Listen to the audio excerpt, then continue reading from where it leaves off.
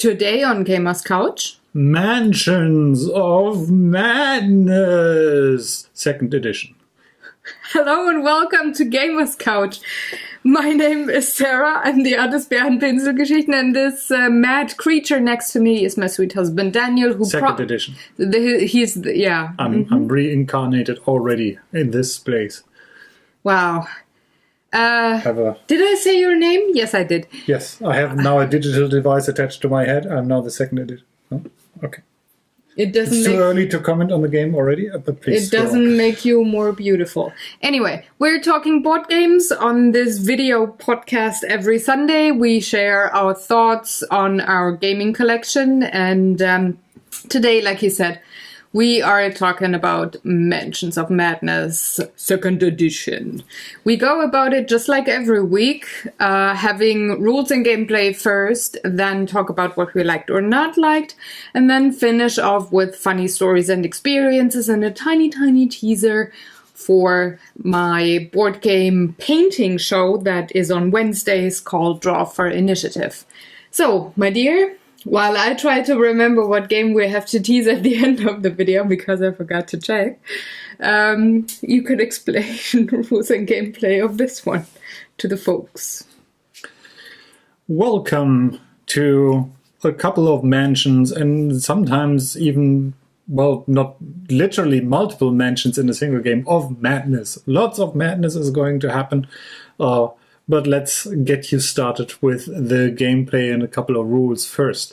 This is an oddball compared to the other games we showed you so far, because it is very, very heavily driven by that evil thing that some people really dislike, and that is a digital companion app. In fact, this is not just a companion app, but the app is way more central there and tells you what to do, what to play, and in this specific case, poses as your opponent.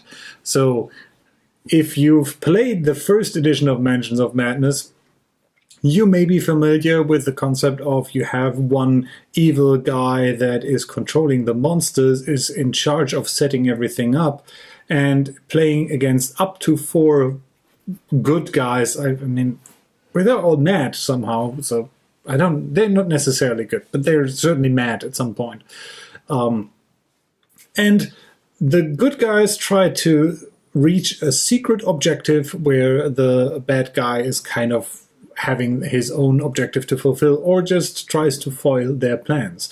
Now, in the 2nd edition, as I said, all of this is taken care by the app, but not too much. But some of the important points. One of the, I think, bigger criticisms with the 1st edition Mansion of Madness is the setup that you have to perform as the keeper or as the evil guy, because you're supposedly the only one who knows what's on the board.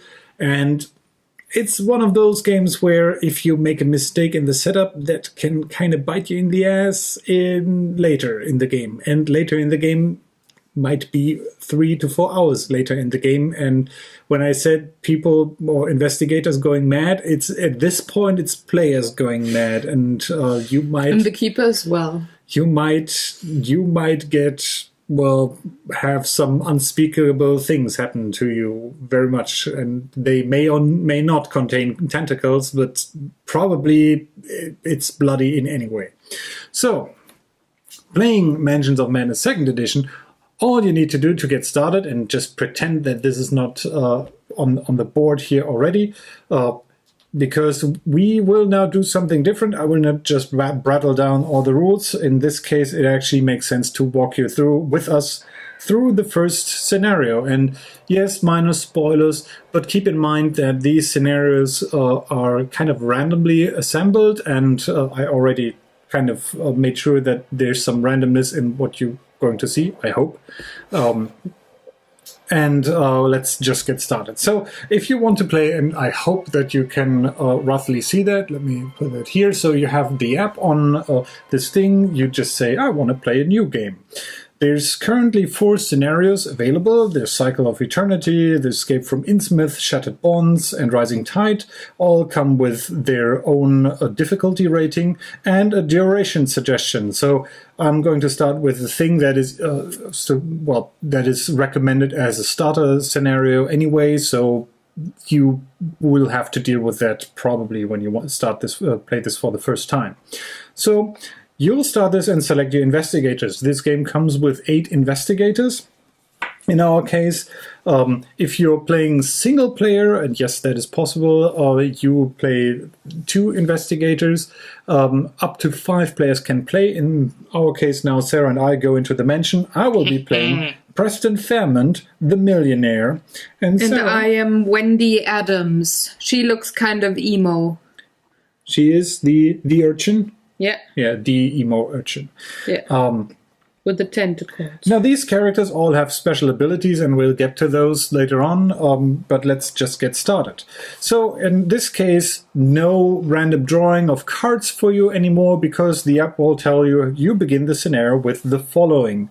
So what you'll do is you just go through your stack of cards and pick out the ones you have. It is beneficial to keep them ordered in a at least a semi-alphabetical thing, so that you can get to the stuff that you want very quickly.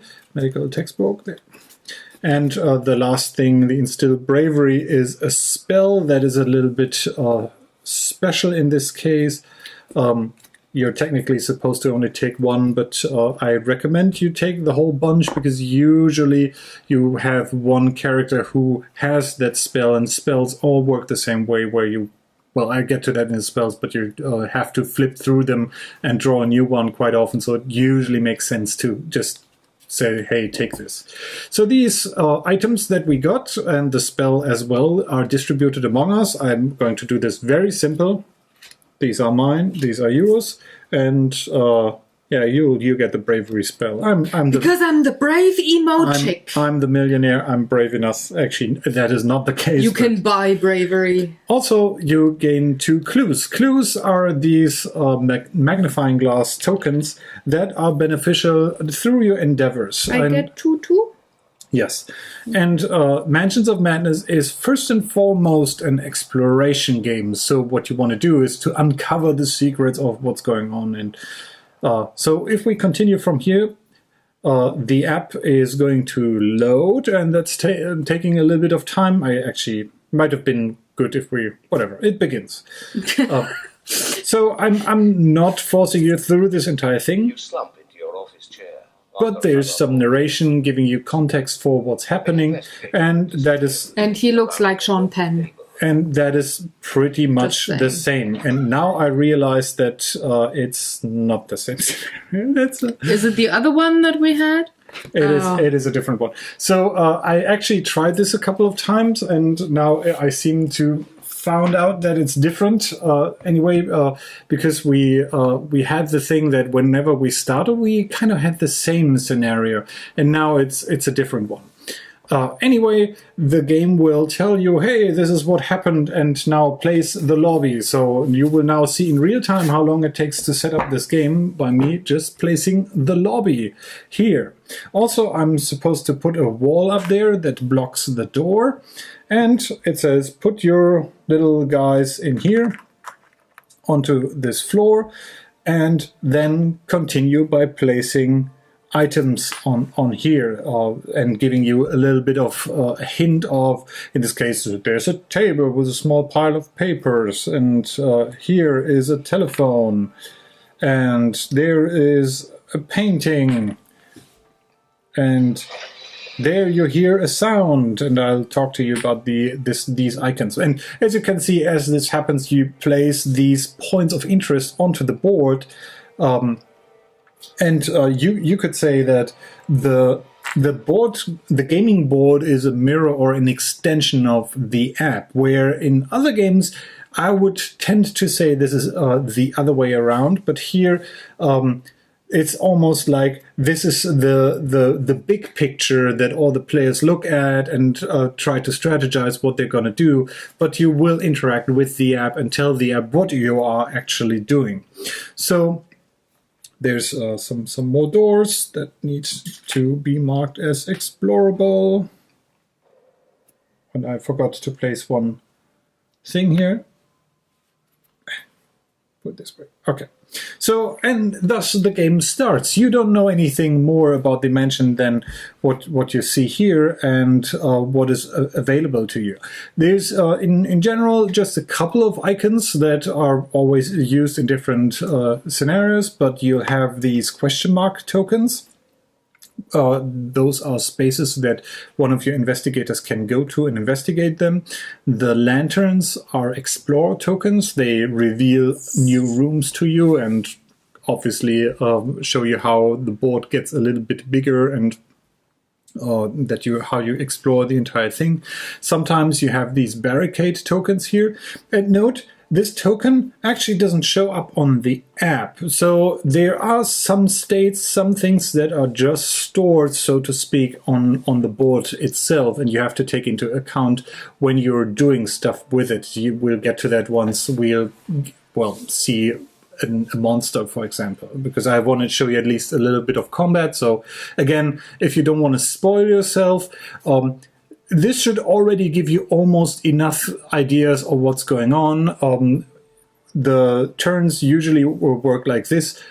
You start, and in any order, you select which investigator goes first, and you can change that later on. So in this case, I could say, hey, Sarah, why don't you go first? Ladies first. If it is your turn, you get 2 actions, and those 2 actions can be either you move, and let me save you a little bit of frustration there, because the manual doesn't, there are better ways to explain it. Let me put it this way. Similar to other Fantasy Flight games like Imperial Assault, your move action doesn't move you immediately. You gain 2 moves. So if you say, I want to move, then you gain 2 moves, and what you can do is you can move 1 space, perform another action, and then move again, for example. Or you can move 1, 2, although this wouldn't make sense because these are adjacent. But you get the idea. If you move, you gain 2 movement points, so to speak, that you get to spend whenever you want, and you can interrupt that with an action. That's actually how it's phrased, and I found that a little bit misleading. But so now you know. So you'll move around here. Another thing is if you're on a space, and those are delimited by these probably hard to see lines on the camera, but this room, so this entire thing here is separated by lines into different spaces. In this case, 1, 2, 3 spaces.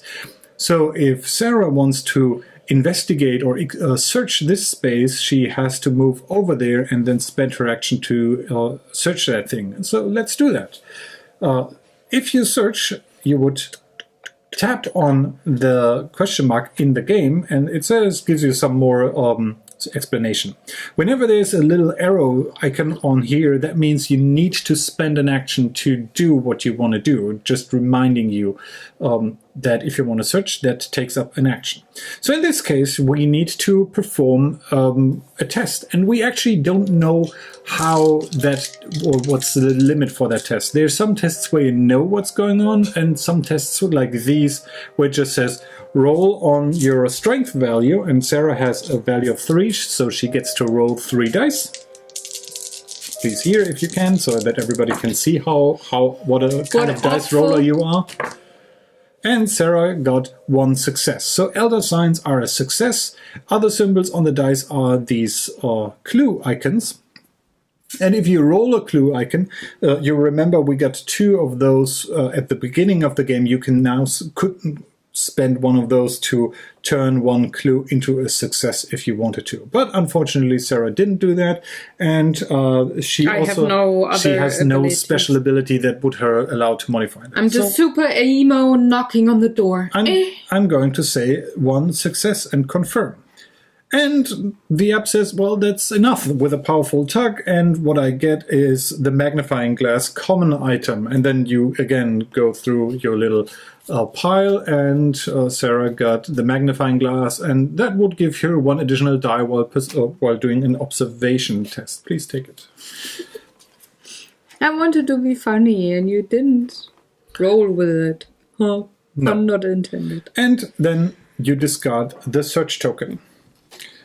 So, as I said, these are just the tokens. I didn't go for the search token. I went for the knock-knock token. But Did I not? No, I was explaining the search token. Oh, It's I not thought you playing the game, it's me explaining the game. Oh, I thought I would open a door. No, you wouldn't. Oh. Not with the strength. Well, maybe sometimes with the strength. Whatever.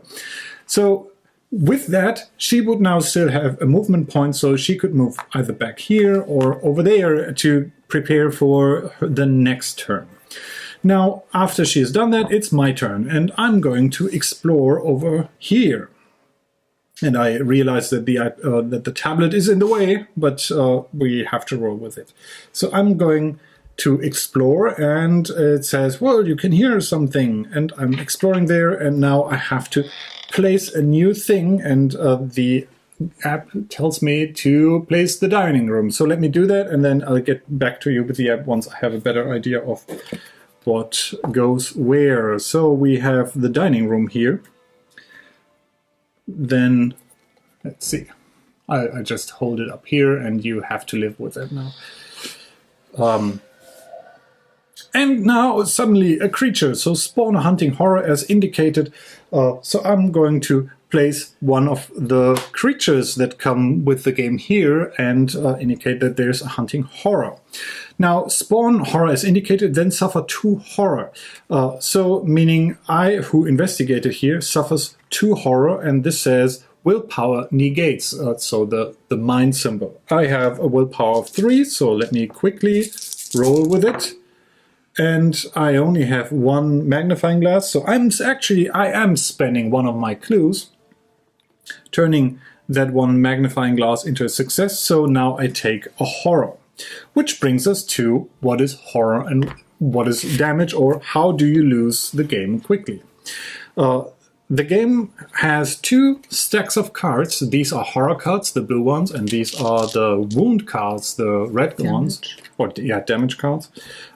So if it says suffer a horror, I would take the top card from here, turn it over, and this then says roll 1 fewer die while resolving a test, and I'll keep that in front of my character sheet. On my character sheet, I have a kind of sanity value and health value. If I have horror cards equal to my sanity value, I will go insane. Or I will go wounded if I have health or damage cards up to my health value. Now, most of the times you actually will draw these cards face down, although the app will specifically tell you that. If it says like there, suffer horror, you draw the card and turn it face up. Otherwise it would say draw to face down horror or something like that. Now, with that horror attached, I can continue. There's also a knife at the table, and I will go through this in the next round, and I think then you should be fit for whatever you want to do next. So I'll just place the knife item onto the board here. I can pick that up whenever I get there. We find a china cabinet over here. And what else do we have? We see a kitchen through the serving window where we can explore a little bit, and we find someone has left the refrigerator open. Must be late night Sarah. I never leave that one open. And something that also That's awful. Something that can happen is that you encounter other people. So we put this guy here, an old man, and we can later on interact with him as well in regards to. Now let me see if I can place this so that you can still. This is probably Hold it no, it's all right. to the lower part of the frame, and then you can put the iPad on top. Okay. Yeah, it's in frame. Now with as you realize, this is a randomized game, so well the floor is randomized. Although this equals 3 of the game, of the tries I made so far. I've only seen 2 setups for this, so that's why I said minor spoiler. If you're good, again, skip over our experiences. Yeah. In the description box, there's the timestamps for the next section, likes and dislikes. We will we will leave a couple of this open, but it shouldn't be enough to really spoil the thing for you. I'm trying to skip over the story. Now, whenever you explore, the app might tell you you may move one space into that area, and I'm doing that now. Are you nuts? I'm going toe-to-toe with that hunting horror. And kind of to conclude this gameplay thing, let's fight the hunting horror. To do that, I first of all have no real weapon, but I have brass knuckles that could help me fighting him. And to fight him, I would click on this here, which kind of shows which monsters are available in the entire game right now. You might realize that, again, the app does not know that the hunting horror is here in the kitchen. The game only knows that there is a hunting horror. And if I want to fight him, I tap on him and I can attack. Whenever I'm on the same space as this thing and I want to do something that is not an attack, I need to do an evade check in addition to what action I want to do. And if I fail that, usually I lose that action. So I say attack, and if you're familiar with the first edition, now you would draw a card until a card comes up that shows the weapon type that you are actually attacking with. This is actually quite comfortable that the app is now doing that. So I have my brass knuckles, which says roll 2 additional dice while attacking unarmed. So I'm attacking unarmed. And then you get a little bit of flavor text. In this case, it says I need to roll observation, which I only have 3 dice, but my brass knuckles give me 2 additional dice. So I'm rolling 5 dice. I have 2 successes and 2 clue tokens or clue symbols. So let's see what this is. I have the 2 successes. If you pass, you seem to find one of your next. If you pass, you seem to find one as your next strike causes the creature to shrink away from you. The monster suffers 2 damage. So it is not beneficial for me to spend clue tokens now to improve that result. There are, in fact, attacks that are kind of dependent on how many raw results you rolled, and if you're attacking with a weapon, that weapon may inflict additional damage and stuff like that. In this case, I deal 2 damage, so I will mark that here, and you can see this thing has 5 health, so whenever it goes down to 0, I would have defeated it, but not so far. So this was our turn. Sarah had 2 actions, I had 2 actions. By the way, little tip, if this is your first Mansions of Madness game, remember to turn them over, because sometimes there's some rule text hidden under these that could be important, like this monster can move through impassable borders. But once you're done, you tell the app, hey, we are done with our investigator phase. And then it'll go to the mythos phase, where you get some fluff text or sometimes some negative effects where it tells you the investigator with the lowest health or something will be targeted and whatever happens next. Obviously, it also takes care of the monsters, and this is how it gets away without knowing where the monster is. It just says it moves 3 spaces towards the investigator within range who has suffered the most damage. So technically, if Sarah would have suffered damage, this guy would move away from me to her and just ignore me. But in my case, we both have not suffered damage, so it would just stay with me, and then monster attacks. And again, it's a very similar process where you get some fluff text and a check, and it tells you how to deal with that, or what you're expected to do. So in this case, if I would fail, I would get damage. That's these red cards, and as I explained, that just compares or is measured up with your health. Once that is done, you have to do some horror checks, and that's another rule, at least I want to emphasize, because that is kind of weirdly hidden, or well, not hidden, but it's placed in several spaces, and you should be aware of it beforehand. So you need to do a horror check. Horror checks work this way. You if there's a monster on the board, you take a look at if you are within range. And within range is actually a very specific rule phrasing that the game uses quite often.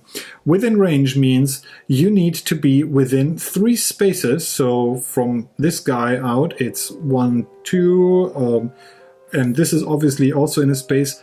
But, and this is important, it does not count through walls and doors. So actually Sarah, although she is 2 spaces away, technically is not within range because the door is between her and the Also a couple of walls. the hunting horror. Yeah, but it would still 1, 2 Yeah.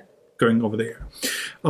So the only one who has to perform a horror check here is me because I'm with the beast.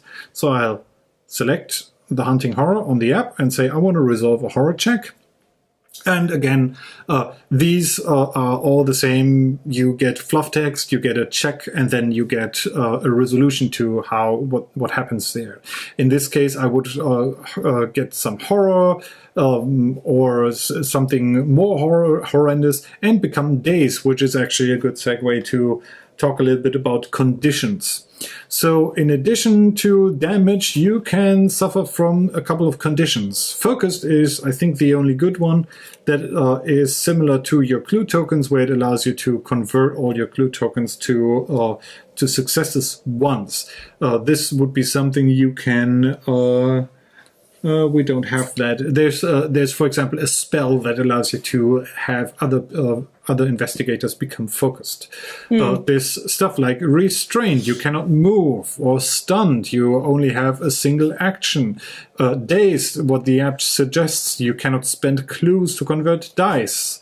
And the insane conditions or wounded are actually special things. I want to talk about them in a second.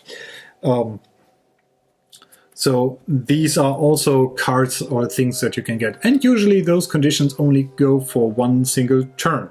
So at the end of your next turn, you get rid of them. Once horror checks are done, we again say, well, we're done with the mythos phase, and it goes back to the investigator phase. With that, I kind of showed you the entire game loop. You will alternate always between an investigator phase and a mythos phase, and interact with the app. I would suggest that that a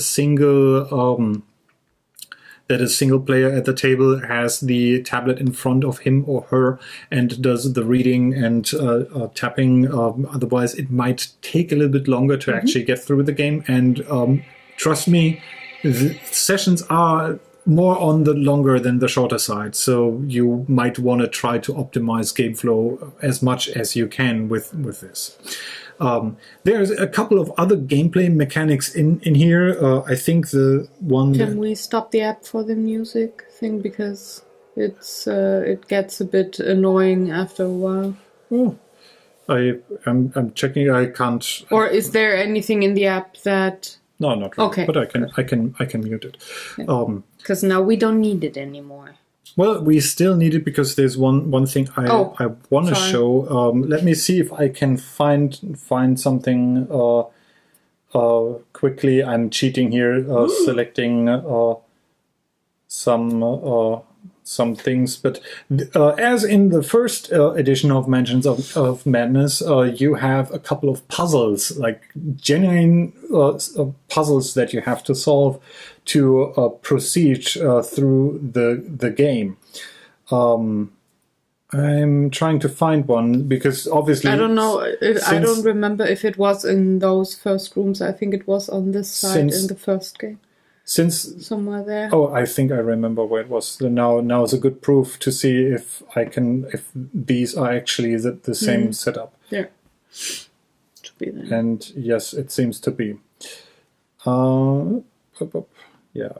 I'm sorry, I have to click through a couple of setup instructions here because I want to go to... So there's a search interaction that says something about a combination. And now doing that puzzle, we will get a little hint that says, or a hint, just an instruction saying, you want to use your observation value. So if my character would interact with that puzzle, I would take a look. My observation is 3. I have 4. That means I have 3 turns to to solve the puzzle. So if I click on continue, I'm now presented with a code combination puzzle where my job is to guess the correct number that's in here. It's pretty much mastermind the game, and you try to figure out what it is. And let's say, oh, I have 5 numbers and 3 have to be guessed. So I'm saying it's 1, 2, 3. And that just tells me one number is correct, but in the wrong space, and the rest is not correct. So 1, 2, 3, one of those numbers is in the code. So let's assume that maybe it's 3, 4, 5. Yeah. That means now 2 numbers are correct and in the correct space. So The 3 has to be correct. since I only have 3, 4, 4, 3, 5, 5, 3, 3, 4, 3, 3, 5. It could also be 2, 4, 5. So whatever. Let's say I trust my gut feeling. It's 2, 4, 5, and I guess, and that's wrong. Now I had 3 turns, and that's kind of the total guesses. Now the app doesn't prevent you from going full hog with this and trying stuff out. You have to keep the game honest on your own. Although you could cheat your way through this. So it tells you how many guesses you had. I can now spend clue tokens for additional things, or I could say, I'm sorry, I'm done with this. Now, if in a subsequent turn I would return to that puzzle, and I'm just doing that again, you can see the progress is stored, so you can spend multiple actions on a single puzzle, or going forward and trying to solve whatever is there. And I think that's pretty much it regarding the app. Some of the mechanics, so you don't know at the beginning of the game how you win a certain scenario. Obviously, there are clues, and it is actually worth listening to or reading through what the app is telling you to give you some clues of what you need, where to go, and what is going on. As I said, this is more a game of exploration than combat or anything else. So yes, there are monsters. Yes, you can fight them, but it's a race against the clock where you still have to work your way through this and uncover all the secrets and figure out what's going on. However, losing the game is a lot easier. There's essentially 2 important things that can happen. As I said, you have health and you have sanity. Obviously, there are some scenarios where you have to do something or figure out something before a kind of hidden turn timer runs out. So there are maybe scenario-specific ways to lose. But the general thing is you either get wounded too much. So let's assume you get 8, or if I gain 8 of these wound cards, and it doesn't matter if they are face up or face down. As soon as I have 8 cards in my possession, I get to discard all wound cards that I have and instead draw randomly one of these, or well, not randomly because these are actually the same. I draw one of these wounded cards, and now with that I cannot perform the move action more than once each round. So I'm limping through the mansion, which is terrible if you want to run away from an elder god, but I mean, it's not easy either way. Now, if I am wounded and would gain another 8 damage cards and get to my health maximum, then I would be eliminated from the game.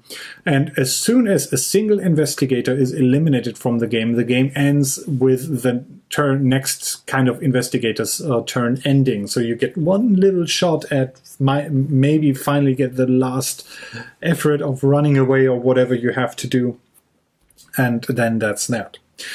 Horror, on the other hand, works a little bit differently. Well, it's similar in regards to if you gain as much horror as the sanity value here says, you draw one of these insane cards. While they look the same on one side, they are very different on the other side.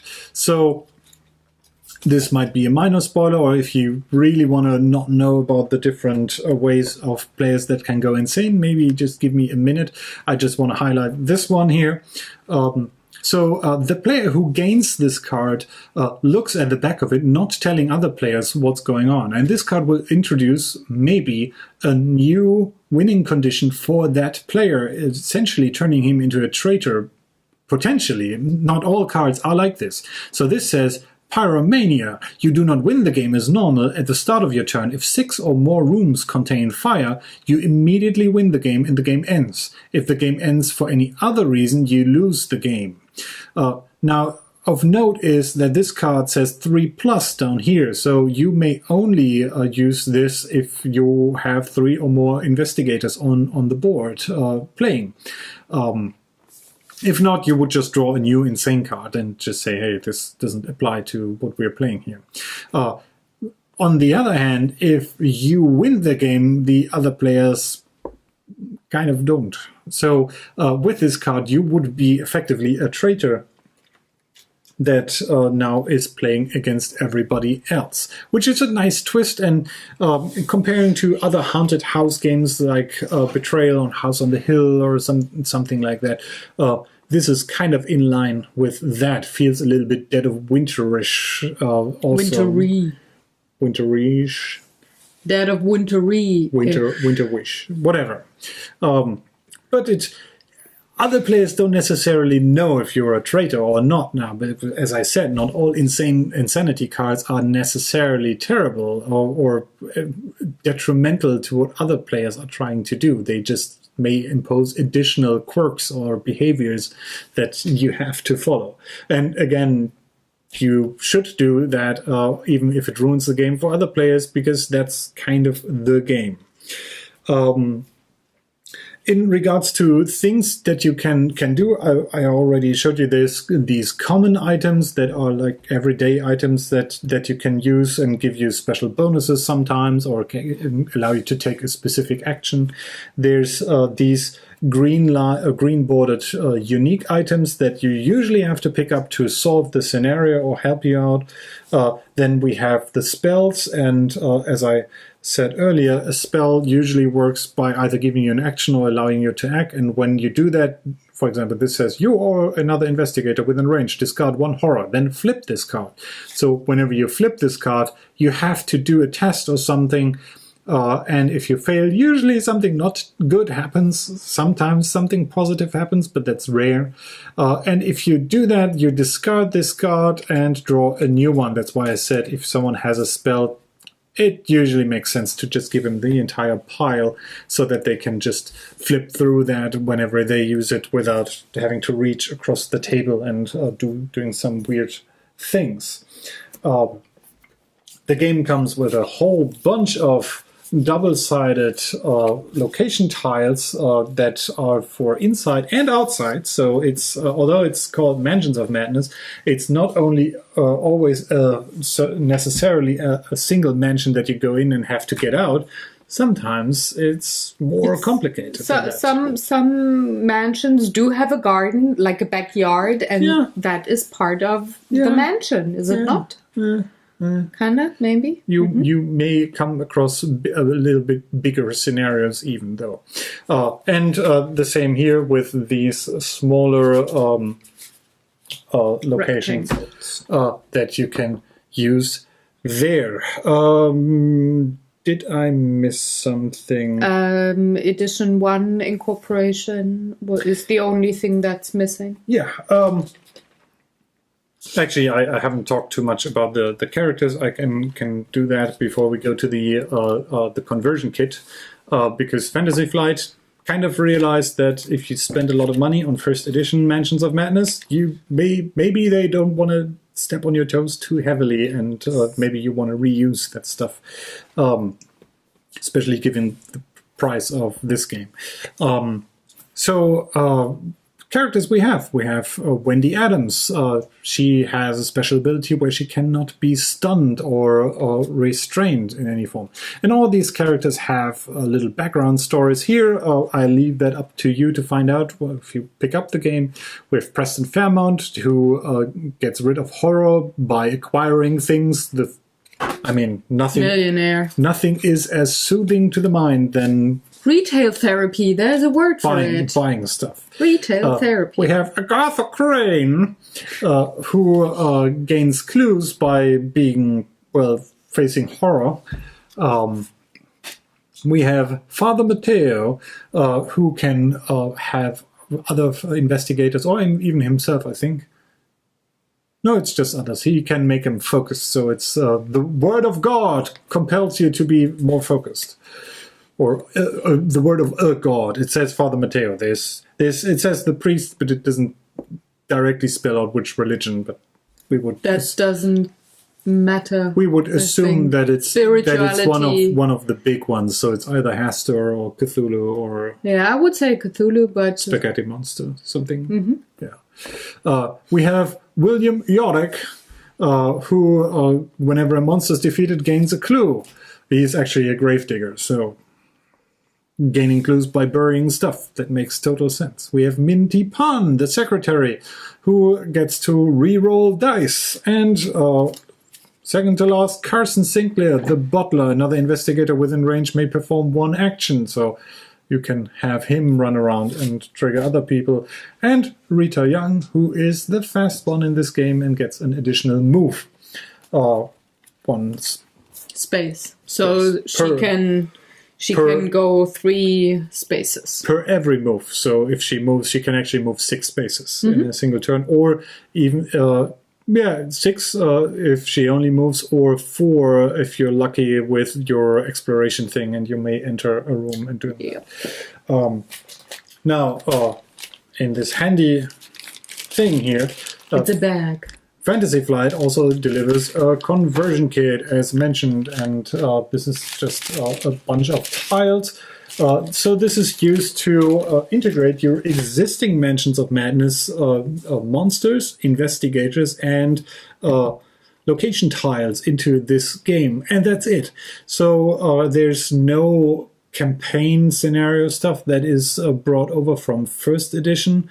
You just get to reuse the tiles for more variety whenever the board here is randomized and done. And speaking of that one of the points why I was confused when we set this up, so for this very first scenario, I have only seen 2 mansion layouts. Let me put it this way. So this is the very first one we had. I actually started setting up for the second one, and I was under the impression that the game, because we wanted to find out how the randomizer is kind of affecting stuff to tell you, and I was under the impression that if I start the scenario anew, I would get either a totally randomized building, given the tiles that are available, or that was actually what I thought first, that the game somehow remembers if you successfully finish the scenario and only gives you a new one after you finish that scenario, which was why I was kind of expecting it to go the same path as we showed you. But it seems to be random, but on the other hand, it seems that there's only a limited amount of house setups for each game. So you might find a new mansion again with similar things being in similar spaces, but obviously the puzzles are randomized, the events are randomized. So it is similar to first edition Mansions of Madness, in that you may have the same house or the same mansion you go to. The things that happen in that mansion are randomized, but a little bit only. And same for the puzzles and how that all turns out. And I just realized that I repeated myself, so I'm sorry. But madness strikes. Can we have the purple monster instead of the boring gray one? I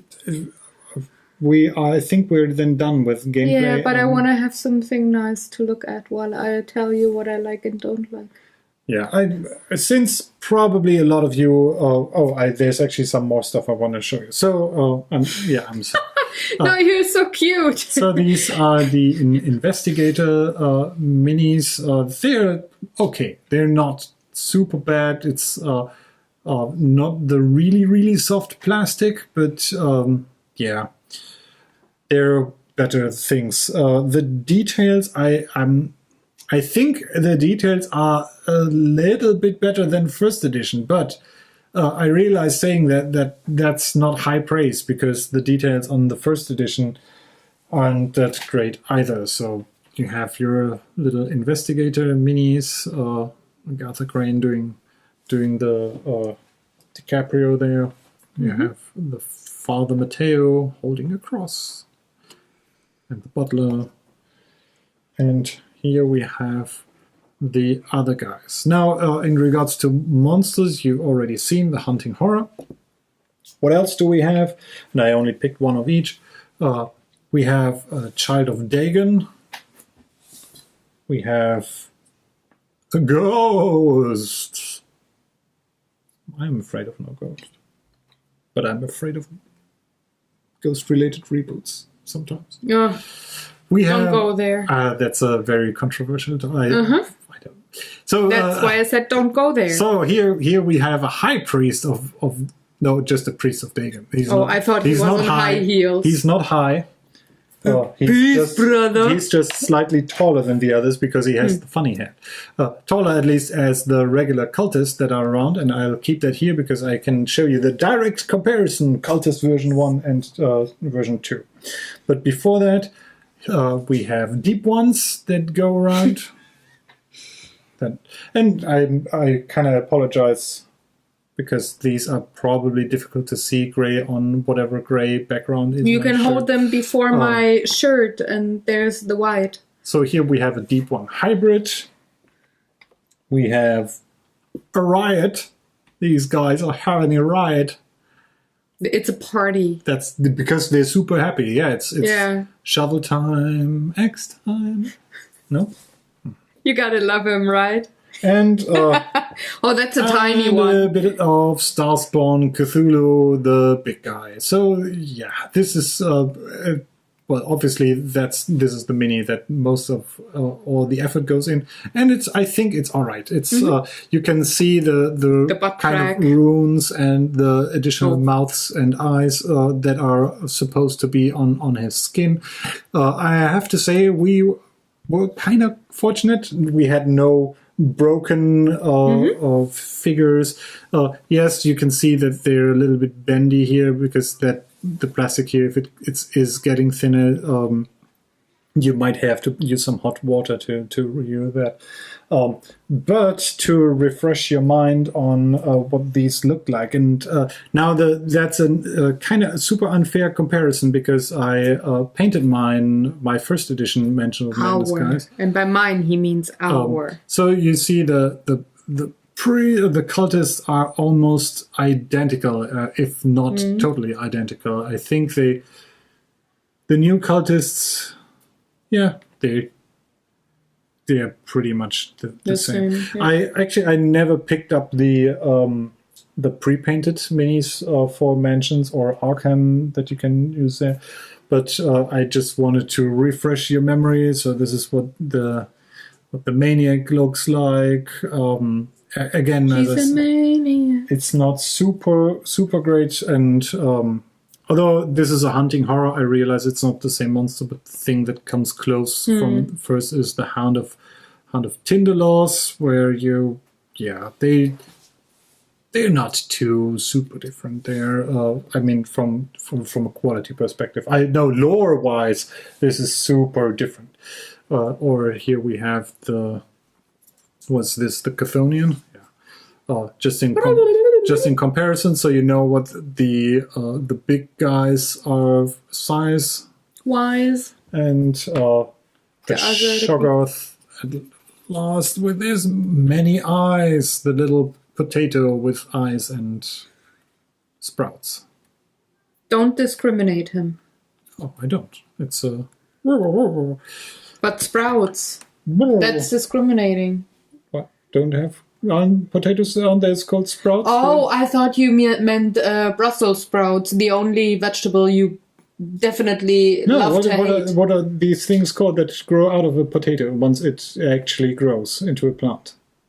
Aren't they called sprouts? Yeah, but my mind goes to Brussels sprouts when you say sprouts. My mind goes to Brussels when I think about fries or something like that. Chocolate.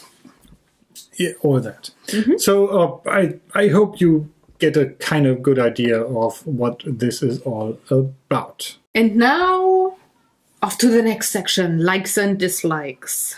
Do you want me to start, or do you want to keep going? Yeah. I think I'll try to be a little bit more positive towards the end, because I think you will have the majority of negative. No, I think we dislike the same thing. Yeah. Or at least if I remember us bitching at the certain time at the table. But let me start with all of the things that I really, really like. For one, that this game comes with an app. I'm not opposed to having an app help you out with board games in general, but with this one here, it's not only helping you out, it takes away two things that, in my personal opinion, I think makes the game better. For one, it takes away human error, meaning the mishaps that you might have when you set up as a keeper, and all of the hours spent playing, and then the scenario falling to pieces because you had one card shuffled wrong. So it takes care of that, which then leads to less disappointment because of maybe not having put one card into the right stack on this huge game board when you set up for 50 minutes or something. So I really like that. It shortens the time of setup to a minimum, which is like we had only setup times for like 2 minutes, which is awesome for any kind of a game. I mean, you've seen us set this up pretty much in real time. And when I remember edition 1 setting up, we had like 45 minutes setup time that he had to take. And he's really quick with things like that, to set up the whole scenario and stuff like that. So that is a big bonus. And that is one reason that a huge game like that, which has scenarios that take hours to play, might be on the table way more often, because you get rid of that excruciating setup time. Another thing that the app does is it kind of leads you a tiny bit in regards to with the fluff text that you have when you explore into a new room and you put on all of those lantern or question mark tiles. It always gives you a tiny little text. So you as the investigator are not as clueless when you come into a new room as you might were with edition 1. And I really like that. It just feels that you have a bit more direction and information when you are the investigator. Another thing that the app does, which I like a lot, is it makes the whole game co-op. There's no keeper anymore. And for whatever reason, though both games are 2 to 5 players, we never played edition 1 with less than 3 players at the table, 1 keeper and 2 investigators. Yeah, but that also seems almost like a waste of time setting up a one. Yeah, but we set up other very long games for just the 2 of us. So, but it never felt like, yeah, this is something that I definitely just want to play with you. This is awesome. I don't care about the setup time. I just want to play this game with you. The problem I think with first edition Mansions of Madness is, if you want to spend the time of, and this is an exaggeration, but you have to calculate half an hour, 45 minutes if you really want to make sure that everything is set up properly. And usually if I'm more inclined to do that if I know we will have a full group of 4 to 5 players total going through that. Yeah. And then investing the time for. Yeah, which just makes it very nice with the app, because it takes away that hurdle that you want to put the game on the table.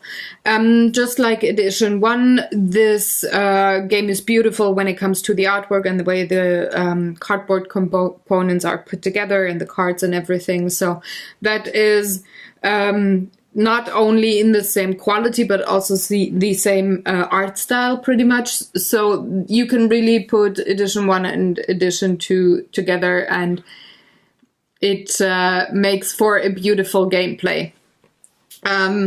What I also liked is that you don't have to read the fluff text on the cards. You marry for someone to read. The app has a very nice narrated version of what happens. The voice is nice. That's only for the intro and the outro. There's no fluff text narration during the game. Yeah, but there was no other fluff text narration in edition 1. It was you got the big card and you had to read. And I'm now I have to make you very jealous, folks, right now. But the rule book comes with a prologue, so to say, to the whole Mansions of Madness game. And when you have somebody like Daniel reading that to you in multiple voices and stuff like that. In multiple accents. That's all of them German. That's super awesome. In English. And I actually liked that a lot. Anyway, coming back to the game. There is things that I'm not keen on or that I'm not sure about how they play out. So the app comes with 4 scenarios that are only for the edition 2. So leave aside edition 1. We played all of them. We played them with 4 and with 2 investigators. And I'm not going to talk about the outcome of our games too much, but what I felt during those games is I'm not sure this game is scaled as well as it says to be scaled, meaning 2 investigators is almost impossible to win a scenario and 4 or 5 is possible to win a scenario. So I'm not sure. The game says it's scaled according to the investigators, and it should not be more difficult with 4 or 5 with 2 than with 4 or 5 investigators. And I find Cthulhu wants to have a word with you. Every time, yeah, I'm gonna hug you.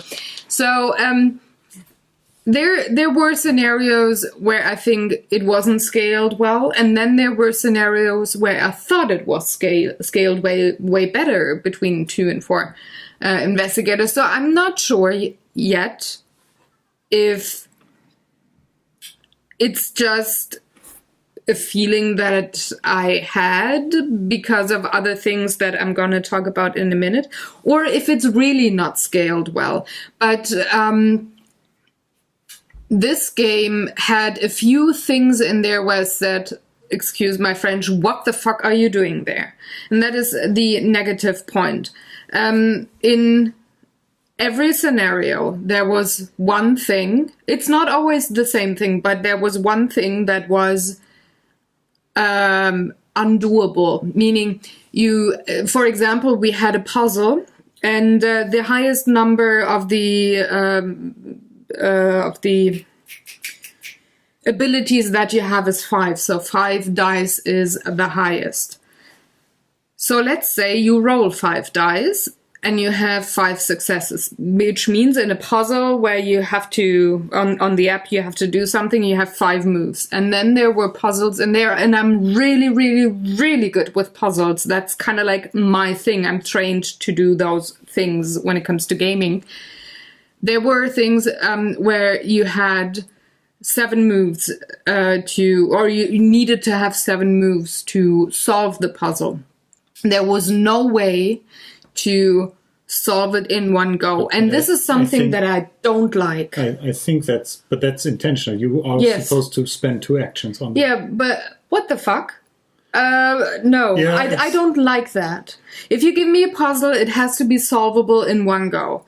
Yeah, but I think that's if we wouldn't have had played the first edition where you always got the puzzles in one go. But even there, chances since the puzzles are randomized in first edition, you could have a really bad start and not be able to finish it with one interaction. That's true, but there was never the point that even had you all of your moves and all of your action points that you then could not even get close to solving the puzzle, and that is one thing that actually, really nagged at me. I didn't like that. The puzzles, I'm actually that's the least I have a problem with. That was I just gave an example for that was a fucked up thing in one scenario.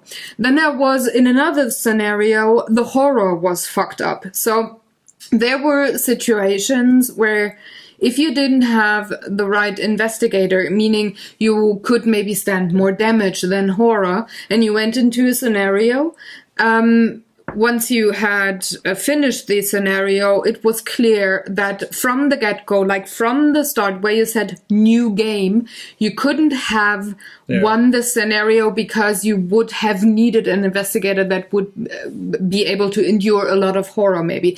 And there was no way to see that in the beginning. So that would be fine in a 30-minute game, but not in a 5-hour game. And that happened in the 4 to 5 hour game, which pissed me off big time. And big time. There's some mild spoilers there, or the reason why I think that is annoying, because that is kind of the thing that had me go, what? We were thinking about not putting this game on the table again. I realized a couple of things about what the game asks you to do. It asks you to not spend your entire day exploring and flipping over every search object, and you have to. And that's fine. You have to hurry, and the game gets more and more punishing the longer it goes on. Those mythos events become more and more dreadful. Destructive for what you're doing. Now, a thing and obviously we have only played a couple of games, and it's really hard to take. So don't take this as gospel. But something I found happens quite often, specifically when in the setup where we played 2 players with only 2 investigators. Since those mythos events tend to call out specific investigators, and if you only have 2, you get called out more often than in a game with 4 or maybe 5 investigators, where it seems that those horror events distribute themselves a little bit better among the investigators. Now, the thing I say, or the reason I say that is that scenario, that long one, it doesn't really it has a kind of predetermined amount of turns. I've tried to be as vague as possible there without spoiling anything, but you will find playing that it is clear how to, at least to the app, how many turns you will have from kind of beginning to what I would call the final phase of that scenario, where it might be more open-ended. We lost that game after, I think it was 4 hours. 4 hours, yeah. In the first turn of that final phase. And there would have been no way for us to speed up to get there. So it was... Because the mythos phase is kind of the same no matter... there was... If you do one thing on day 1 or 3 things on day 1, it's kind of like the same path the mythos phase goes down on every turn. And there was no way to speed it up for one, and therefore no way to change up the mythos phase. So and obviously you can also you got really unlucky there. True, but no. Given that there's an app that handles things that in theory has perfect knowledge, even though there's some randomization going on. But I mean, there's one thing about randomization, but then again, your game should at least give you a tiny chance of winning.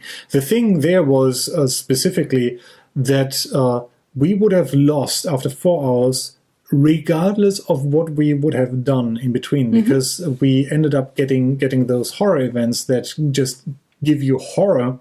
And you cannot roll to not have the horror cards. You had to take them. And you don't have a check to defend against them. Some of them are in there, and we obviously were very unlucky getting those. I realize that, but we also didn't have any chance of regaining horror, or at least actually we did use all chances to get rid of horror cards, but that also wasn't enough.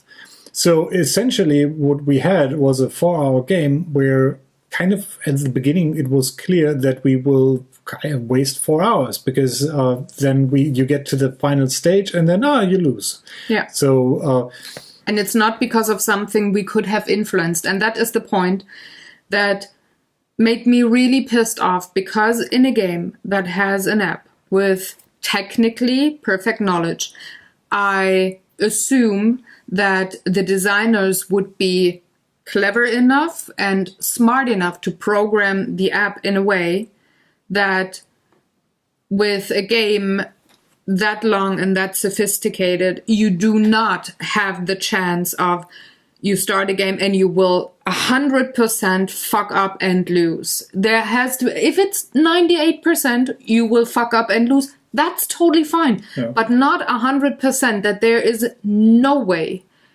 I repeat, no way to get around and have a chance at this game, because then it's not a game. It's just a waste of time of moving figurines around the board.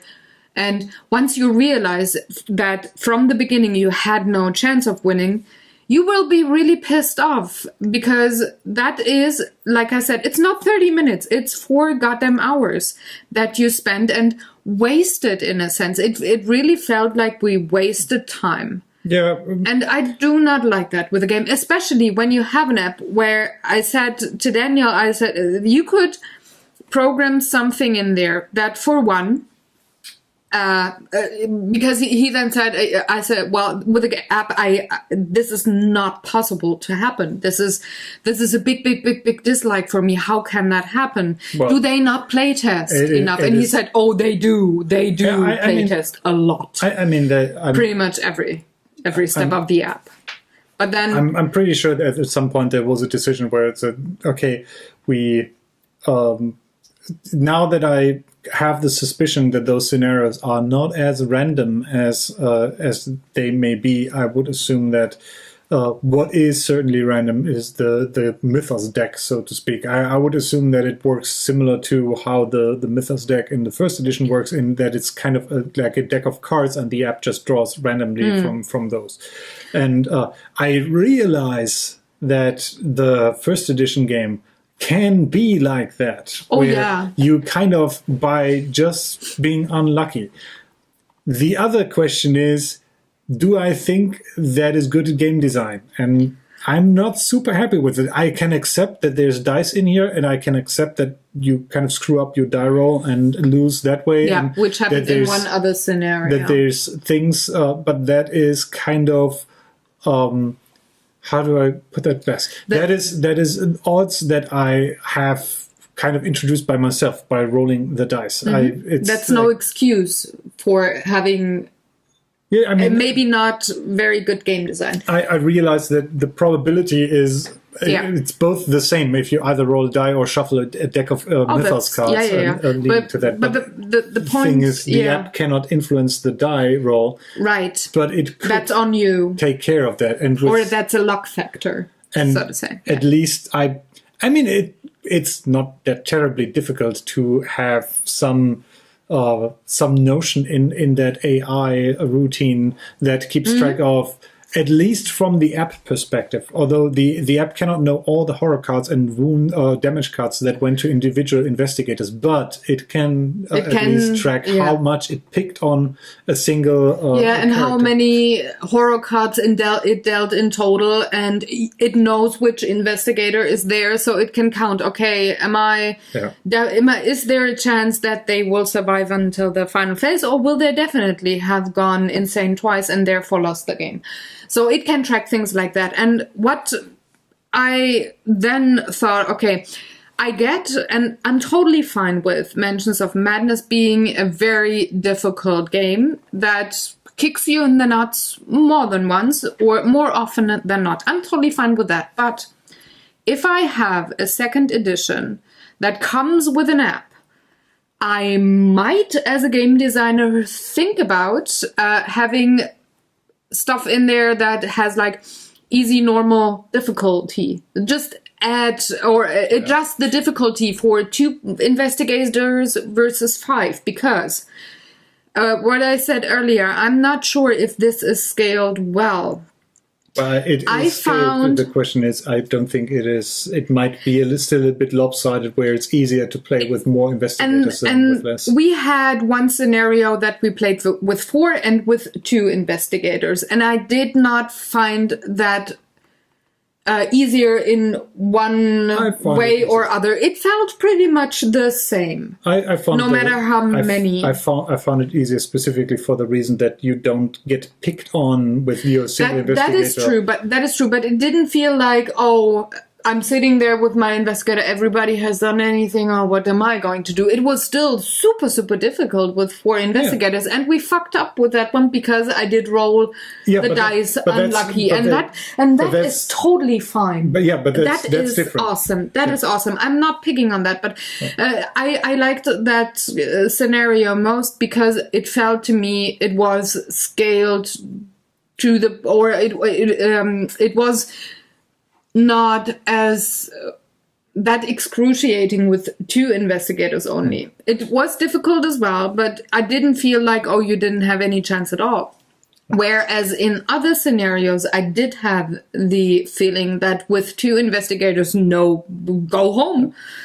Either everybody plays 2, or you go home, or you play with a bigger group. But for whatever reason, I mean, that is gonna sound so terrible, but that's pretty much the gist of it. This is not a €20 game.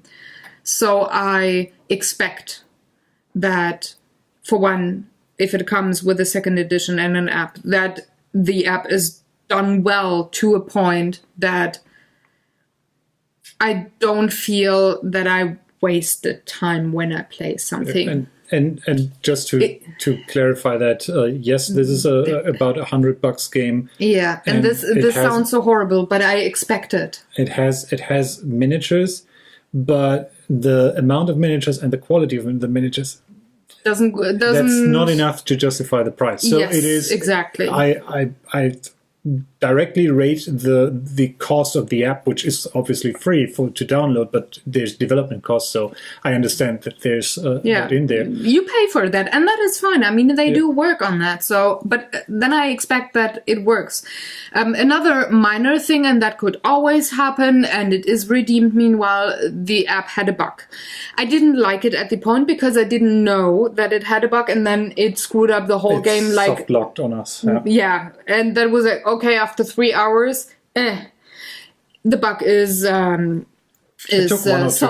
Yeah, and that's totally fine. I mean, I say, yeah, that's not perfect, but knowing software programming and design and stuff, I know how easy it is to have a bug somewhere in there. And actually, that is easier fixed than a rule error in the manual, which exactly. So I didn't find it perfect. I found that in the end, because of that bug, we had 3 hours wasted. But I can excuse it. I think we would have lost anyway. Yeah, but not even being finished, being able to finish the scenario, I don't like that. But they fixed it within 48 hours, and it supposedly works now. I didn't hear anything on the internet that it's still screwed up, so I'm assuming that it works, and I can excuse that. That is okay. It's not perfect, but it's okay. But the other thing with being screwed over from the get-go, I cannot excuse. And even if you have randomization in there, you have to make sure that there's a lockdown on. This cannot happen with the Mythos phase, that the AI knows, okay, I can only deal so many horror cards now because I dealt so and so many beforehand. There has to be something in there. I'm sorry. Again, that I think if you know that this is a heavily luck-based game, that's one thing. I think it's just a very unfortunate combination of game takes very long and might result in you losing 4 times in 4 games, yeah. Regardless of what you do. And, well, I mean, we lost the 4 times we lost. I think it was one was because I screwed up so badly rolling dice. That was on me. That was the last game that we had. But in general, every time we lost, I think we lost due to horror. And Yes. that's the thing. That's the other thing. It feels lopsided to me. I mean, yeah, the how to phrase that best. As I said, the horror mechanic is kind of also the timer in the game that keeps you pushing going forward. Now, you could say, well, I see what you did there, guys. All you have to do is be a little bit more quicker and rush through the scenario. And once you know what to do, and now that I know, or at least assume that the houses are very similar with puzzles or stuff being in similar places, I'm pretty sure if we would replay those scenarios more often, we would have a way better chance. Except for... we replayed one scenario and we did not have any more luck. We didn't replay one. We have not replayed a single scenario. Didn't we? No, we just took a look at the scenario, but we didn't play it. Okay. Sorry. I wouldn't misremembered. So the thing that kind of beats that is the example with that scenario that has a kind of fixed turn count, because there you cannot rush. We actually had in that scenario, we had the situation where we went, okay, now we have explored everything. We just have to wait a couple of turns until the day is over and we can proceed. Yeah. And yeah, that is unfortunate. And that was the one which with the bad mythos phase. So we couldn't rush. And I don't think necessarily that the app should track health and horror for you to be really aware of stuff and then make it really fair. I'm fine with there being a little bit of unfairness in it. It's just that if there's unavoidable horror stuff, you may wanna it's not like with everything, but or convert all of them to negatable horror. Yes, stuff. That would be fine as well, but having horror in a certain amount that you onto the player, not onto the app. The app knows which investigator is there, so it knows if you can. Well, in the mythos phase, not necessarily in the check horror phase. No, but in the mythos phase, the app knows if you, as an investigator, can handle 5 horror or 9, true. And there I would, if you don't know what's to come in a scenario, so you do not necessarily go for only the investigators that have 9 sanity. Just to make sure, because then the other ones just should not have been delivered with the game. What's the point then? I want to play different kinds of characters. Yeah. And if you have one that only can handle, let's say, 5 horror, then and you choose that one, the app knows it. And in that particular scenario, I would have liked if then the app would have maybe said, okay, we're not gonna take horror that cannot be that you cannot roll anything against, but we make it that you can roll against it because you have the people that cannot handle a lot of horror. Or it might have said, okay, we're half of the horror that I have to deal will be converted to damage.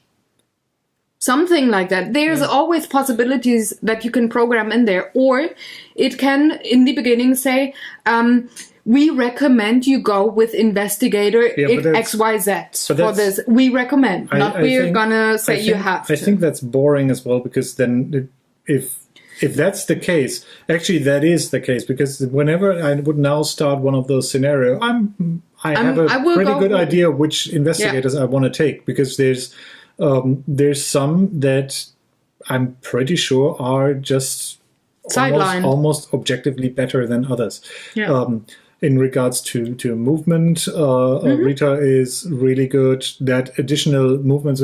There's actually a lot of times where you feel how restricted it feels to just have those 2 actions with movements. You will always be kind of one space short of where you want to go. Yes, and you have a lot of empty, or you feel like you have a lot of empty rounds. You're wasting your movement actions or other stuff. Where I think in the in the first edition, it was more like you can search as long as you're in the room. You don't have to necessarily be in the space. I might misremember that, but to me, the first edition didn't feel as constraining or constricting than this does. With you. But it felt also more combat heavy and more kicking in the nuts with the monsters. Yeah. It just what it felt like. I'm not saying that it is like that, but the first one felt more combat heavy to me. But now you know why I let Sarah start with her. I'm sorry, but yeah, criticism, because I knew this was going to go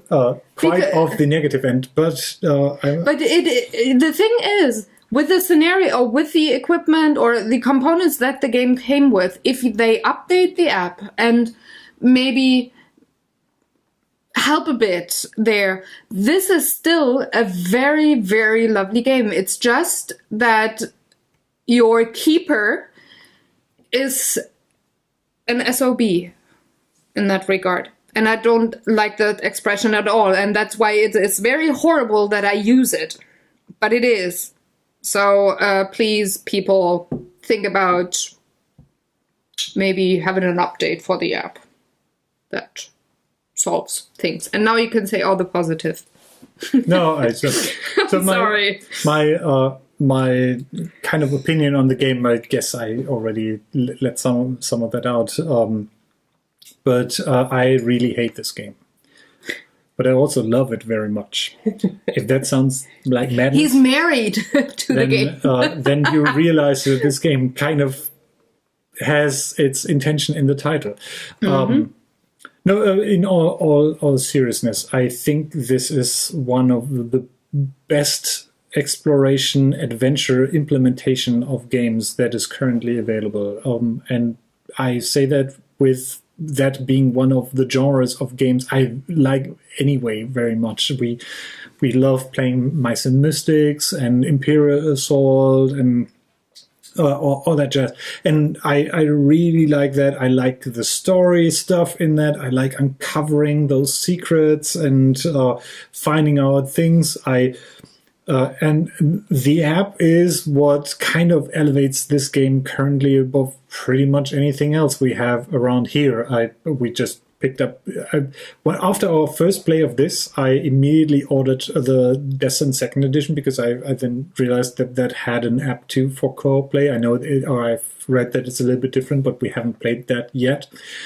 But with this out now, I kind of now want one of those keeper apps for all of those games. It would be amazing to have that. It specifically just for the setup thing alone, but also for the gameplay things it offers. I mean, what I've showed you here in that thing is pretty straightforward, comparable to a dungeon crawl. You go in there, you have points of interactions that you can do with. Trust me, there are scenarios in there where this is almost borderline close to what you would find in one of those good old CRPG computer games where you now have to talk to people, you have dialogue trees, and you have to go through. That is kind of, it's amazing. That's Welcome kind of to the 21st century. That's kind of the perfect culmination of what I would want out of a board game role-playing adventure game and the computer role-playing adventure game, where the reason I like playing role-playing games on the computer actually a little bit more than as the pen and paper version is because the computer takes care of all the rules stuff of you. And this is moving in that direction, and it's doing that in a very nice way. So that's why I say I really love this. It's an amazing experience. The theme is great. The lore stuff that comes through that. You have ambient background music that, while Sarah said this is annoying for a video it's annoying when we talk over it for the video. When we play, it's totally awesome. It is really good for playing that game. And now if you'd say, shall you pick that up? The game, I would say, yeah, if that's anything that you like about games, you should pick that up. Then again, there are still some flaws in there. So if I in regards to the app, if you don't like app-driven games, don't pick it up. Yeah, I think this won't change your mind on it. No. If you get a chance to play it with someone else, I would say give it a try. But I also want to say that on a scale, starting with companion apps like maybe the companion app for Sentinels of the Multiverse, that is just a record keeper. That or XCOM. Yeah, I want to get to that. Oh, okay, sorry. So Sentinels being on the one end where you have a companion app that just keeps track of the counters, which it's not really that great. It's not doing enough for me to replace the gameplay thing. Then the next step from that would be a game like Alchemists, where technically you don't need the app. You could, in theory, you could work or play the game without the app if you have someone who's kind of a judge in that. But you have the app, and that does a specific gameplay mechanism and takes over that, which I very much liked. You can check out our video on that. But that's kind of was the first glimpse of things to come. And as Sarah said, XCOM was kind of, to me, it felt like the next stage. You have the app now at the center of the game, driving the gameplay loop for you and telling you, at least in certain regards, what to do, and you feed information back into that, and that influences how the game works. And with XCOM, the rulebook was actually very thin due to that, and it was the first time where that goes into a direction where the app actually takes care of all the rule stuff for you. Not all of it, but the majority. Yeah. And I think this goes even one step further than that, where since you interact with the game through the app, there's even more possibilities in doing that. So this, I would say, this is currently at the very far end of spectrum of app-driven games in it. Now you might say, but wait, don't you just then play a computer game instead of a board game? No. And you will be looking at the tablet a lot during the game. One person is the keeper. Yeah, kind of. Not everybody does. I did not look at the goddamn app at all. I'm pretty sure that for everybody except me, because I kind of always get the duty of reading stuff to everyone. Because he's so good at it. He's really good at it. But that means that everybody else is looking at the board. And that's why I said the board is kind of the mirror of the app, where everybody takes a look at that and you say, hey, yeah, there was this thing here. And maybe you have to ask again what to do. A small gameplay tip to keep the frustration level a little bit low, or going you can tap on all of these things on the app without spending action. So you might want to do that and take a look at is this door even, can you open that door? But even if that happens, then I wouldn't have moved there, and then you kind of can move back. So it's nice that the app does not track everything. Actually, one thing that is a minor gripe that came up, at least to me, since I was handling the app so often, is there's not a back button, which is kind of annoying if you, for some reason, touch the screen and get to the next thing, and the app just told you who was targeted by that horror event, and then you have no chance of figuring that out again, and you can't, at least I think you can't just click on the thing and do that, because then it would give you a different horror thing. Or in that Mythos event, you actually have no way unless you would skip the entire turn, and that kind of messes things up in different other ways. So, that's actually kind of annoying. Although there's a message log. I should have checked that if it's in there. I just remember that there's something in there, but that's a little bit hidden. It would actually be just easier in the UI to have a back. What was that? Show me again, and have that ability there. But I feel like I have to make an argument to tell you how great this game is, despite all the complaining we did. I like a lot that they have the implementation kit of the first game, so you don't feel like you spend a lot of money and now it's wasted and you cannot use the both games together. Also that spending a lot of money replayability aspect is, if you spend $100 on a game with just for Are scenarios. you talking euros or dollars with the 100? I'm just asking because I didn't. The problem here is that this game isn't available in German yet. Oh. I would assume that the German edition goes for 90 to 100 euros as well. This was 100 euros, and I think it's $100 US because we now kind of have to shipping and stuff goes in here with that. But let's say $100, and you can feel comfortable in whatever currency you have. No, I was just curious what it was, because 100 euros. Sometimes those games are a bit. Yeah. Well, less expensive in the States than they are in Germany and stuff. And just to give you a small reminder, Star Wars Armada is not that far off from that either, and just has a couple of. Paid 80. I don't want to know. Well, I paid less than 100 euros, but only. But more than 79. Thank you. I got that clue now. Sorry.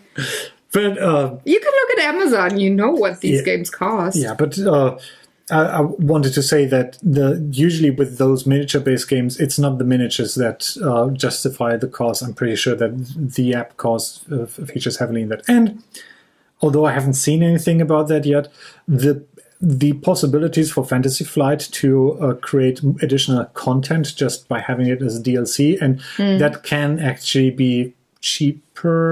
I would be. Yeah, they can just update the app and you get new scenarios. That's totally awesome. Fantasy Flight, if you're going to release additional scenarios for, let's say, here's 2 to 4 additional scenarios for $5 to $10 or something like that, I would be probably fine with that, given that some of the scenarios are quite expensive and they're not expensive, expansive, and with an air. With a lot of text and stuff that goes in there and the testing. So, but that would be a great way to keep this game hit the table. And I probably, if there's something new coming out, I will want to try that out. Also, one of the things I haven't done yet, but I can see myself doing, which doesn't happen with a lot of board games, I can totally see myself playing this solo. Which you couldn't do with the first. Which, you couldn't do that with the first edition at all. And I would, again, one of the main reasons I don't really like playing board games solo is the rules and busy work stuff, because then I can play a computer game. But since a lot of that stuff is taken care of me with the app, this is at the edge of saying, well, I could actually play this instead of playing a computer game. And that's pretty good. Other minor nitpicks, just to have you aware of this, as of now, I don't think there's any way to keep more than one campaign active. You can save the campaign, but you can either continue playing that one or create a new one. That should be something that's solvable in software at some point. I don't know if Fantasy Flight actually wants to deal with that, but we will find out in the future. But if you're playing solo or with others, it might be a cool thing if you can save your progress on a different setup and then go with that. Which also allows you to just, put the stuff all back into the box, because the app will tell you where you stopped and how to set it back up again and do that. Yeah. So this game, to me, in regards to things it does and the possibilities it still has, makes it pretty much an amazing game. And even though I was super frustrated, I'm not lying here, there are moments with this game after those losses where I generally felt I don't really want to try one of those games ever again, because I kind of go into this with the idea of, I think I'm going to lose on kind of the last chapter due to horror thing again. We're going to talk about that in the experiences a bit more, but I can see where you're coming from. Very much so. But still, this kind of kept me thinking about the game. And I was like, maybe I try this solo. Maybe if I try to rush now, really rush. Maybe the wife is the problem. We rushed. Actually, I would say we rushed through one or two scenarios, and that doesn't help necessarily, because some of those scenarios have you pick up things that you have to find. So rushing, unless, and I cannot verify that, but unless those items spawn in the same location, and then the entire randomization is kind of not random. But unless that is the case, I don't see that replaying the same scenario necessarily helps you with kind of getting through that quicker. But I think we talked about this at length, and you should have a pretty good idea of what this is about. Let's rate and then talk a tiny bit more about the experiences. 1, 2, 3. This can go there if the app is fixed. This is with the current app. This is hopeful with the future app. You mean with the game design, not the bug is fixed. No, not the bug, but you mean the bug, the other thing that is totally shitty. Anyway, it's getting a thumb up for me because despite my frustration, see into the future. No, despite my frustration, I have to say that this is one of the most captivating game experiences. It's intriguing, being thematic and having me like, yeah, this is really amazing. I like what I see here during the game. And if I try to forget how each game ended, I would just say buy it and just go out and grab it. But that maybe I should go. No, I'm sticking to that. But be warned, not everything is gold with this, and you might be frustrated. So if you can, as always, try to give it a try somewhere. Yeah, play it somewhere before you buy it. So funny stories, experiences. The funniest story about there's nothing funny about this game. We were laughing hard and giggling and smiling a lot on the table in the first game. When you read the prologue. So this was kind of like the funny high point that we had because Theater Daniel did read all of the voices differently with the characters, and he did such a good job. The last time I did play in theater was during school, so a long time ago. Yeah, but it somehow stuck with you, the ability to get into characters super quickly and develop a voice and keep that specific voice for that character for the text. He did super well. Let's say I have no problem with sounding like a fool in general, and that helps a lot with... So it was a lot of fun, and that's why we do these videos. We were excited to get into the first scenario. We played with 4 people, tried it out there, and we were genuinely excited to get into the scenario just because you goddamn read that opening. So awesome. It's like, I didn't record it. It's like, damn. Anyway. So that was the funny thing that happened. They were the thing where I said, with all the problems that we have with playing this game, problems meaning frustration there.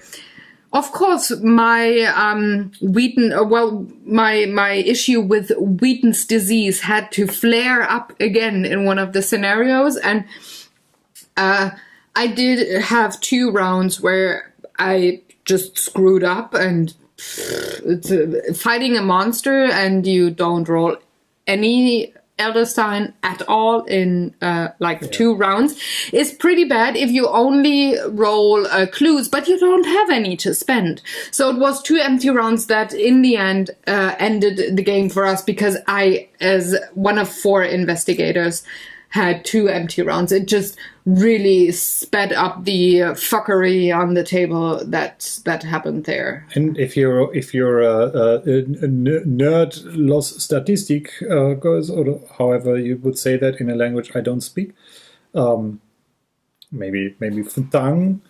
These are 8-sided dice, and they have 3 Elder Signs, 2 clues, and now math tells us there's at least 8 empty spaces on them because these are Cthulhu dice that have more than the sides that you would expect them to have, at least when somebody at the table that is currently present is rolling them.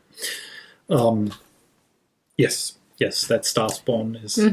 No, but I mean, we expected to not always roll Elder Sense because we both have Wheaton's disease.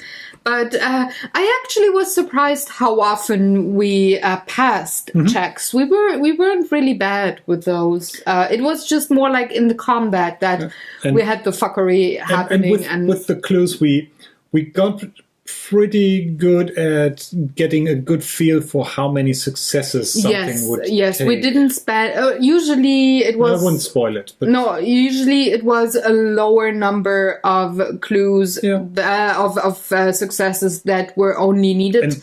Sometimes it was just one. Yeah, sometimes that was actually surprising that either that just one measly success is enough, but that seems to be part of that actual randomization. Yeah. But therefore, our ability to roll dice wasn't that impactful. Other than the one last game that we had, where I definitely screwed up with.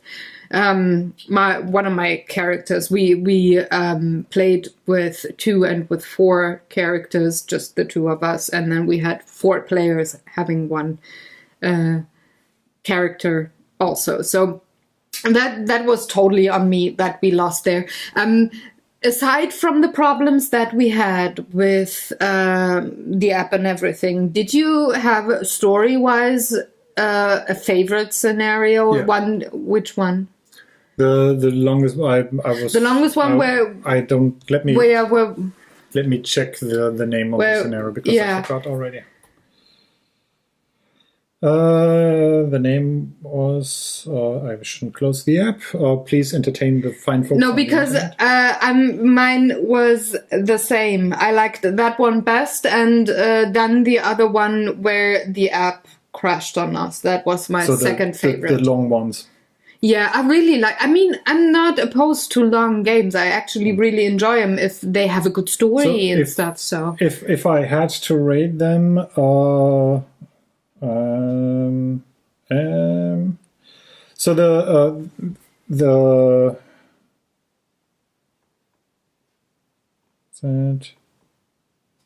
yes. So my favorite one is Rising Tide, which would be the same for you, which is rated with 240 to 360 minutes, which is certainly the longest one.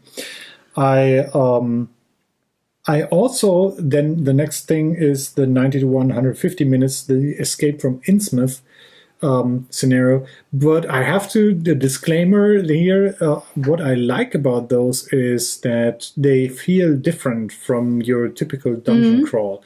Escape from Innsmouth, almost. I don't know if that counts as a spoiler, but talking video games, if you're familiar with the Dark Corners of the Earth video game by Bethesda, that is kind of, it has a very similar feel to it and setting. And my favorite one felt kind of like Cluedo Cthulhu or something. Yeah, it's or Scotland. Was it Scotland Yard, that old board game? No. It's Clue. Was it? Is it the same? No. Finding the murder, or which one? The one where you had to track the other person through London. Oh, that's Scotland Yard. Yes. Scotland Yard. Yeah, it felt like Cluedo. Yeah, Spectre Ops with Cluedo or Clue. Really? And then Cthulhu. That's not what I would have thought of. Actually, with Clue, like the last part. Do we go there or there? That part felt more like Scotland Yard to me than Clue. So I'm taking that part into what it feels like. Maybe you should. I'm stopping. Someone has bleeped what that last decision was that Sarah just referenced to, just to keep you the surprise open. Retroactively, this is Quantum Eraser. You go back in time when you made the beep. The other two, Shattered Bonds, and actually this first one, Cycle of Eternity, that felt to me like the typical first edition Mansion of Madness. Now I have to say we have not purchased or played the expansions for first edition, but so it could be that there's similar things in there.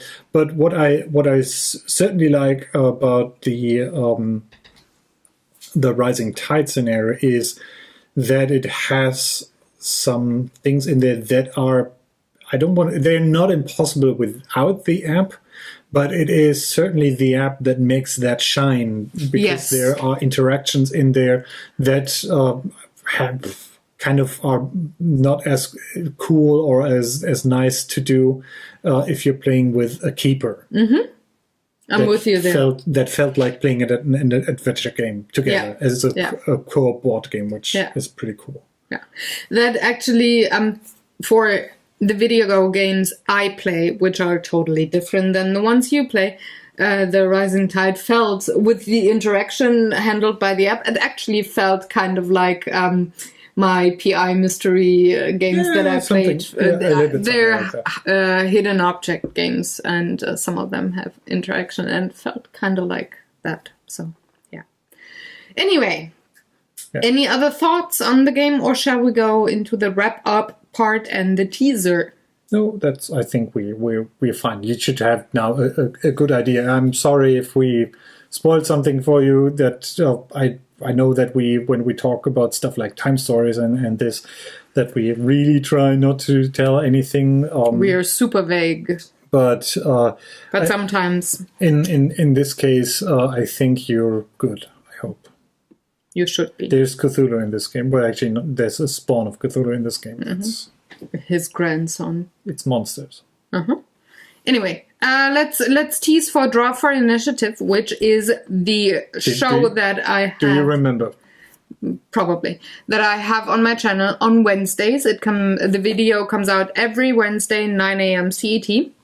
And my dear friend Tina, or our dear friend Tina, and I, we paint board game scenes from play experiences that we had at the table, and we have a lot of fun with it, and we have a paint off, so to say. So the game that we're going to have next week, if I remember correctly, is a Euro game that we... Is it crazy? No, it's not. Is it insane? No, it's more medieval. And medieval madness? No. It's more medieval. Is it very French? Yes. So viticulture? No. That is not medieval. Also, we painted viticulture already. If you want to see that video, go to the playlist. And by the way, Jamie liked it, what we took from his lovely game. Just saying. So, that's not French. I don't want to... I was about to say Castles of Mad King Ludwig, but that's not... No, he was just French related to the French king. Yes. It was lingua franca back then, or franca, or... Franca. François? Lingua François? François. Tabula rasa... Come again? Veni Vici. What? That's Latin, that's not French. But lingua franca is also Latin, I've been told by Latin people. That is true. So it's not lingua No, but we are talking French. Yeah, but it's not lingua François, it's lingua franca. Yes. François is French. Franca is Latin. Just saying. And also the name of the neighbor's daughter. No? Is it? Oh, no, it isn't. It's... I don't know. Nobody knows how Latin sounds anymore, except for maybe people from Italy. So, do you know the game that we're going to paint? You were already... I said medieval, you said French, I said yes. 7 Wonders. No. There's something French in there. We painted For sure. 7 Wonders already. And I'm looking at our board game collection part. At least half of it. It's already in that shelf, actually. I know. Is it? I have a good idea what it is. I just try to... No, there's more than one which would fit to what you... Anyway. There's only one that's French in this. French, meaning it could play in France, or it could be designed by a Frenchman. No, it's playing in France. Okay. It's French for me. And there's only one in there that's played in French, but I'm not sure. So I want to take you to the task of figuring that out. So open your mind bag of chits that may have different board games on them. Draft one and then do the good thing and try to figure out how to use your resources to be the best in France or big in Japan. If France is not the thing you want to, whatever. Goodbye. I'm crazy after this, so I can say whatever I want. Klaatu verata. Trash. So, thank you very much for watching, everybody. If you have any questions or comments, if you maybe have played edition 2 of Mansions of Madness and have your own thoughts, let us know. Write them in the comment section below, and we would be very happy to know what you think about it. Or, like I said, if you have questions, feel free. We're trying our best to, well, answer them for you. And if you feel like giving this video a very crazy thumbs up, go ahead. We'd love that as well. If you're new to the channel and like our way of talking to you, so sorry. If you like, however you was called, Sogoth, something, you can... It's the couch potato now. Yeah, if you like the couch potato and maybe want to see the guy holding the couch potato again and you haven't already subscribed to the channel, there's lots of videos that come out every week. 2 of them per se have a relation to board games. So in case you're not really the artist lover, but the board game lover, well, got things there for you too. So subscribe. And longest outro ever. We're gonna see you next Sunday with a new game on this table couch. Have fun, everybody. Fly, you fools! Bye! Witness me. No, that's the other wrong franchise. They're both wrong franchises for this, but at least I was trying to... He looks kind of like Gandalf. Witness? No, Gandalf witness me. Fuck, I'm crazy. Mad shit. Bye!